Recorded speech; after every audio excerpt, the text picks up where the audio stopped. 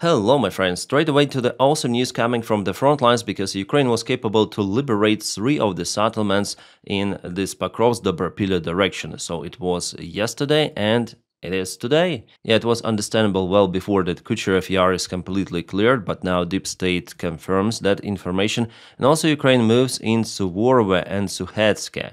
Suhetske was liberated fully and Suvorove partially. Also, Ukraine expanded the gray zone towards Fedorivka. The counterattack is in progress. Soon Ukraine will reach this road that connects two of those settlements of Boykivka and Ruzzian. By the way, Ukraine also tried to counter-strike those. Well, that's the huge update, I would say, especially for Rodinske settlement because Russians entered it before, like maybe a couple of months ago, and they need to take it under control to try to encircle the Mirnograd and Pokrovsk settlements, but now they've been pushed away from it. This is fantastic, guys. It gives Ukraine more time to defend Pokrovsk and Mirnograd to cause Russians absolutely crazy losses. Plus, you see that Ukraine is pushing Russia from Novoshakhova, so I think it's just a matter of time, maybe a few days, since Russia would be forced to evacuate its forces somehow or surrender them close to Shakhova. Russians actually try to offend, not knowing where to go. Probably they cannot go back to Mayak or something.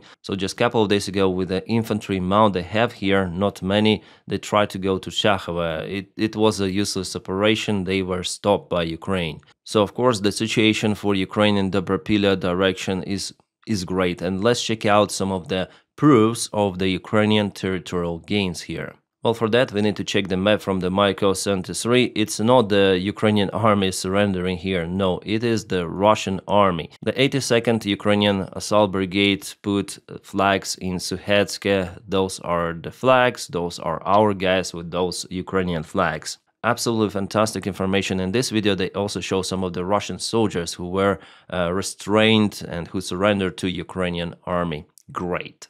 I just skip it for YouTube because they are lying, so I don't know how YouTube may perceive this information, but I'll share it, of course, on my Telegram. So geolocation is confirmed, Suhetsk is being liberated. Plus the next village, it is called Zatishok, was also liberated, but the Deep State military map tells that it's Suvorove. Well, it has different names, I guess. I think that Zatishok is the legit name which Ukraine gave to the settlement by the time of independence. So the current situation for Russians in this region is actually terrible, but there is some specific direction where Russians actually tried to gain the ground again towards Volodymyrovka, and you can see they have huge losses on the way. Yeah, they also tried to get to the place from Popov Yar. Well, here they had some of the territorial gains as well as here, but let's see the outcome of this attack for Russia. The 33rd Assault Brigade of Ukrainian Army conducted the defense operation. Well, Russia sent some of the armored vehicles here, as you might see, and there are some of the kabooms on the way for Russians. Yeah, Ukraine even used HIMARS systems for defense.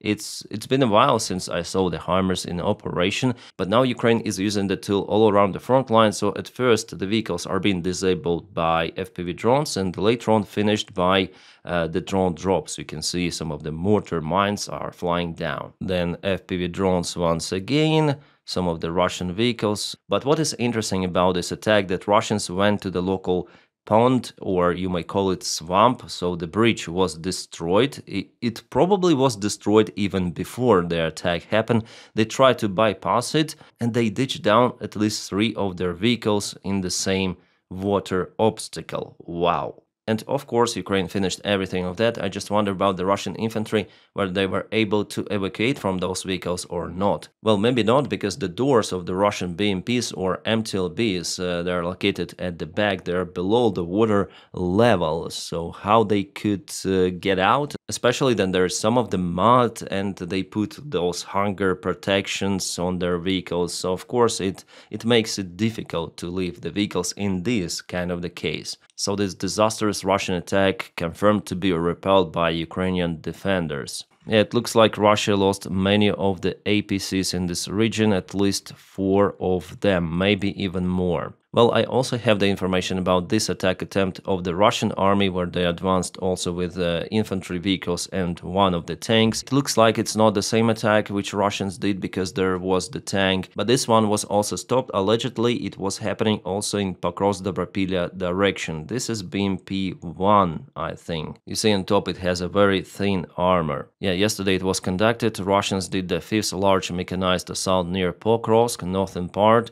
Ukrainian 93rd, 33rd, and 95th and other brigades destroyed at least 16 of the infantry fighting vehicles. Well, on the picture I see 4, maybe it's the part of the previous attack that was repelled, maybe it's the second mid-wave. For now, I don't have that information, and Russians used the adverse or bad weather conditions like fog to advance in the morning, but they were all stopped. So as for the forces which Russia uses on the front lines, we are back in 2023, when Russians were sending tons and tons of those vehicles in useless mid-wave attacks. So why useless? Because you see why, yeah? They all were stopped and are stopped.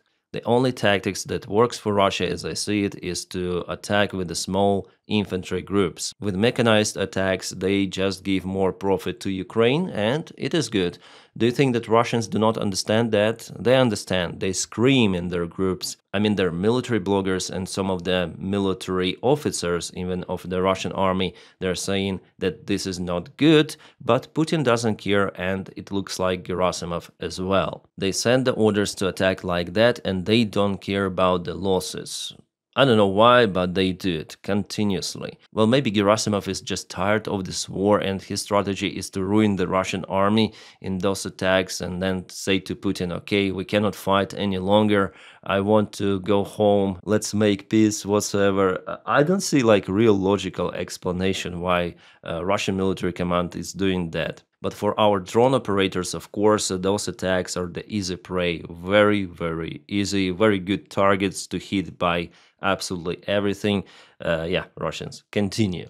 Well, we have more news from Pokrovsk-Dobropilya. After all, Russians sent some of the infantry attack towards Rodinsk, and now they're trying to return those territories at least close to this settlement. Russians commenced the attack using this road, and the fights are ongoing very close to Rodinsk itself. Infantry fights, there were no convoys. We'll see how this unfolds, and here Ukraine might use some of the forces also from Rodinsk to repel this Russian strike. Hopefully our guys are successful here. Well, in Pokrovsk itself, Deep State colored this in a gray area, and indeed it's like that, so we have this update unfortunately, but this update was released several days ago. We may see it from the Myko 73 map, so it was like that already for a few days, but here Ukraine counterattacked the Russian positions, returning control over this industrial district. And yeah, according to the Myko 73, the fight is now ongoing very close to Rodinsk, so maybe Russians took this road for attack near Chervony Liman. Of course, for now, Pokrovsk-Dobropilya is the most intense direction on the front line, with active battles using tanks, infantry vehicles, airplanes, bombs, whatsoever, even HIMARS Ukraine is using here. Also, Noel Reports gives us this update confirming the very terrible situation for the Russian army. Where the situation for Ukraine is not that good is in Dnipropetrovsk region, so here's the crossroad of Donetsk, Dnipropetrovsk, Zaporizhia. And we see how Russians propel with this attack towards Previlya, Vishneva. They're actually very close to the road which connects Pokrovsk with all of those settlements.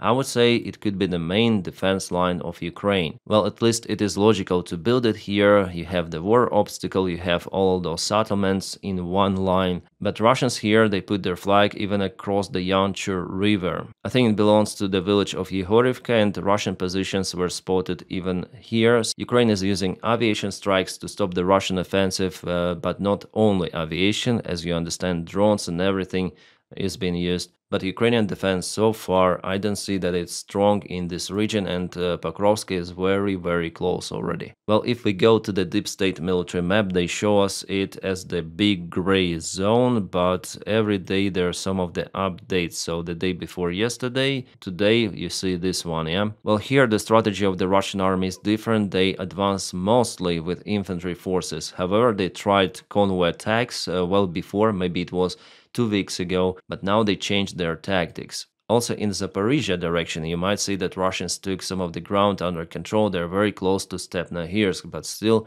not in the settlement. This attack is ongoing for, I guess, 4 months already, maybe even more. Here Russians propelled maybe by 6 or 7 kilometers from their previous positions, occupying Kamensk and Plavny. This is the northern part of the Kharkiv region. Here Russians gained some of the more ground in Vovchansk direction and in Vovchansk itself. Here Russians use also infantry attacks backed up by aviation strikes. It's been very calm here for the last 2 years, but Russians now try to intensify. Russian command wants Ukraine to send extra reinforcements to Vovchansk to disperse the forces and to attack in different direction. It is not the main Russian attack. It is just to deflect the attention of Ukrainian army. Oh, the Russian soldier and the Ukrainian drone bot. So this is the Russian soldier. You may see it on his face. And here he drops the grenade towards the Ukrainian ground bot, so basically a small vehicle which is used to even attack Russian positions, and usually it carries lots of the TM62 mines, anti-tank mines, to ambush Russian positions. It's like a kamikaze drone but on the ground, so this Russian drop something, a grenade, and start to just walk away.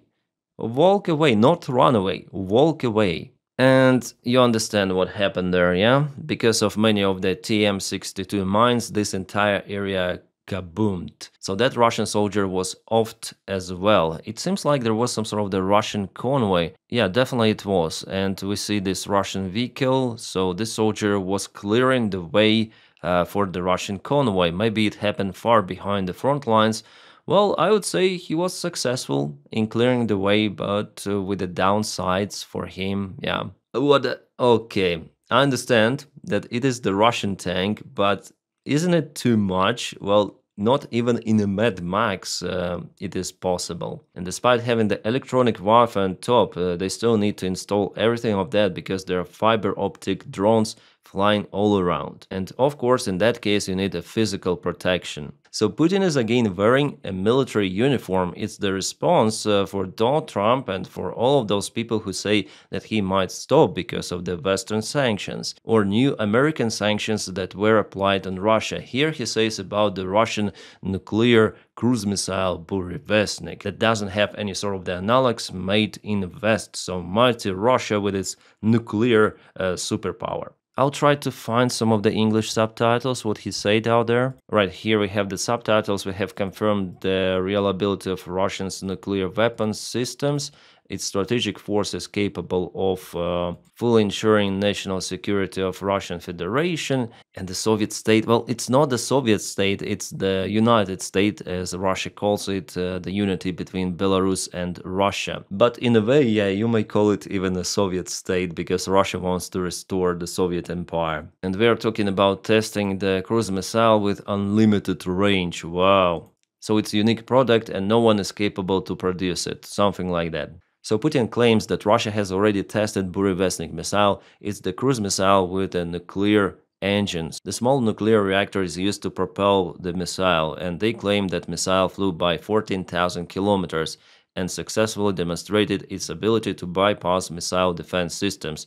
Believe that? Well, honestly, I don't believe that. Without the real evidence shown, I think it's the bluffing or bullshit. Just look at the SpaceX launchers and how many cameras they use out there to show to everyone. So Russians, please do it and we're gonna believe you. And for now, it's nothing but words of this crazy Russian dictator, who wants again to rise the stakes and threaten West. By the time the Russian economy representative is in United States of America and he tells how good cooperation with Russia potentially could be. But definitely it shows that Putin is not willing to stop if he speaks with this war rhetorics. Well, Dmitriev went on Fox News and CNN. I wonder why he received those platforms to speak, because it's after all the Russian propaganda which he continued to spread. He was asked about the civilian infrastructure, which has been bombed in Ukraine, including kindergartens, and he answered, of course, Russia is not aiming towards civilian infrastructure, but there are civilian casualties in every war. So it's like a hint that Russia will continue to strike civilians, unfortunately. And I haven't heard anything from Dmitriev about some sort of the Russian concessions, nothing. Demands are basically the same. Also, Putin met with Gerasimov and other generals of his military command. Well, they discussed mainly nuclear exercise that happened recently, but of course the war in Ukraine as well. Gerasimov, where's your friend Shoigu? And what is very interesting that during this meeting, Gerasimov reported officially on camera to Putin that Ukrainian group, many of the brigades, he said 8 brigades, are being encircled in Pokrovsk and Mirnograd, are being encircled once again. Then I heard it, I was like, what is he saying? What the bullshit he's talking to? Like, they live in their own personal bubble. I wonder if Gerasimov really knows the real situation on the front lines. Well, if he knows, he just mispresents the information. Maybe it's all done for media, but Russian Z channels, they are crazy about it. Even according to the most conservative Russian maps, Pokrovsk, Mirnograd are not being encircled. Here are the examples. Yeah, then Russians claim that they took Pokrovsk entirely, but we know that Ukraine liberated one of the districts there and started the counterattack in Rodinsk. So it's not what they show us here. The gray zone is wide. It's like something like this now. But Gerasimov already said that everything is trapped, Russian forces encircled everything, and 8 Ukrainian brigades have nowhere to go. They will be just demolished if they are not willing to surrender. And hearing that bullshit at this high level, it's definitely outstanding. Alright, some of the update about the Swedish Gripen fighter jets that Ukraine is going to obtain. Well, Zelensky says that they'll start to arrive to Ukraine the next year, but I don't think that it is really possible. If we speak about the new modification of those airplanes, well, potentially Sweden may send some of the older modifications to Ukraine. I do not exclude even this variant, but the Echo variant production has just been started, so it's not the fast thing. But overall, I like this deal a lot because Ukraine for the first time will obtain new fighter jets, like brand new, with a new modification. Outstanding, great. Meanwhile, yesterday there was the big attack on Kiev. Russians used some of the Shahed drones and also cruise missiles. They hit the local thermal power plant. Ukraine used helicopters to eliminate the fire, and there are lots of the blackouts in many districts of Kiev. Also, Russia is using new types of the gliding bombs with a jet engine. I already mentioned that on my channel, but they hit lots of the infrastructure with those as well, mostly in Kharkiv and Dnipropetrovsk regions. Yesterday, Russia targeted some of the windmills of Ukraine. This is the image from the Russian drone. They published it already. Ukraine already lost 3 of the windmill turbines. Here Russia shows that they fight against the Ukrainian energy infrastructure. Their goal is to make living on territory of Ukraine not possible. Alright, India started buying oil from Iraq and Qatar following United States sanctions against Lukoil and Rosneft, Bloomberg reports. Well, so far India is not cancelling the Russian oil purchases completely, but definitely there are some of the moves from Indian authorities to decentralize oil markets and not to be that tightened to Russia because it might carry some of the risks for their economy. Especially for the energy sector, they'll try to avoid secondary sanctions. But despite the Western sanctions, in general, Russia's export rose by 18% in 2024, reaching 330 billion United States dollars. China remains Russia's top trading partner, importing 130 billion of goods, mainly oil, gas and coal. You can see the statistics. So even, for example, India lowers the export from Russia, it doesn't mean the collapse of the Russian economy, and China will continue to purchase Russian oil. Even Donald Trump himself said about it that China will continue to consume it. Donnie wants just to speak with Xi Jinping to lower the amount of the oil which China continued to buy. And once again, I'm speaking about this Belgian Prime Minister Freak Prick, who decided to not to confiscate Russian assets, but to keep them. And according to the publications in media, it seems like we found out the main reason why he's against the confiscations, because he plans to earn money just from the interests on those Russian money, because they are frozen, but they are out there and there is some interest going because they're in the banks. Yeah, so 1 billion euros at least per year Belgium is going to earn on those frozen Russian assets. Business as usual. So why would those corrupt guys be interested in confiscation if they earn on that? So by the time Ukraine needs the support, and it is the potential way out for Ukraine to obtain funds for military, those funds could be invested in European Union countries themselves to produce military weapons for Ukraine, yeah? But no, let's keep them closed in our banks and let's earn on that stuff because we are freaking bureaucrats, right? Guys, with those kind of the moves, I'm still surprised that Putin hasn't started one more special military operation somewhere in Europe, because it looks like they simply do not care. There is no unity, and there is very weak reaction on all of those Russian provocations in Baltics, in Poland. Like, I don't see the positive signs in Europe. Yeah, they now try to reform their military, but it's not as it should be. Oh, the Russian air defense has been spotted even on satellite images. So those are the constructions. For example, this looks like Buk air defense, and Russia put lots of them around Moscow. They were geolocated by OSINT Analytics already, and probably Russia uses more air defense systems around Moscow than on the front lines. Well, at least it looks like that. All of the yellow are S-300 systems, red S-400, and the green short-range Panzer 1S, something like that. So you see, the Moscow city is the most protected part of Russia. That's why for Ukrainian drones it's very hard to penetrate and go inside Moscow. It was possible a couple of years ago, but now Russia deployed everything out there. You know why? Because of Putin, and Putin wants to keep Moscow mainly protected. My friends,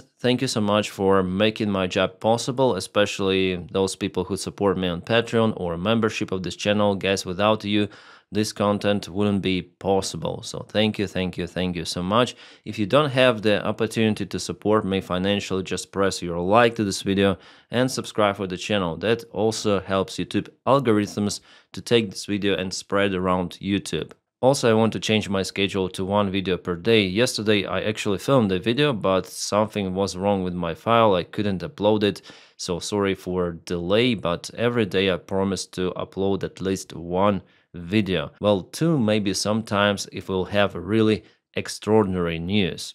But I think one per day is more or less okay for everyone. And my friends, I wish you all a peaceful sky wherever you are, and have a great time.